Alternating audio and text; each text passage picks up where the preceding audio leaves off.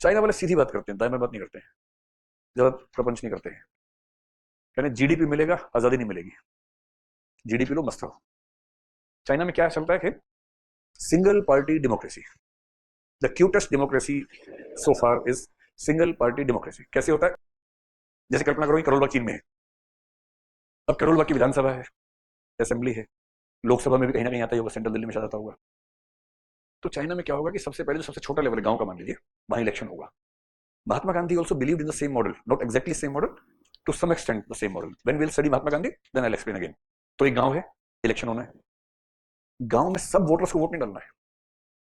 The voting rights are limited for the ones who have joined the Communist Party of China. Elections will be held in the party. तो उस गांव में 100 लोग रहते हैं, जिनमें से 60 ने कम्युनिस्ट पार्टी ज्वाइन कर ली है, 40 को वोटिंग राइट्स है ही नहीं, 60 को ही है। अब वो 60 हुआ है, आज गांव चुनेगा अपना सरपंच, उसी पार्टी के 60 में से 1 2 3 लोग खड़े होंगे इलेक्शन में, मान लो 3 खड़े हो गए, कैंपेनिंग की, सबने वोट डाला, एक को चुन लिया। ये बोलते हैं सिंगल पार्टी डेमोक्रेसी। एक ही पार्टी है, पार्टी के अंदर इलेक्शंस होंगे, and party elections are treated to be the general elections, अलग से कोई इलेक्शन नहीं होगा। हर गांव में कम्युनिस्ट पार्टी के लोगों ने एक एक को चुन लिया।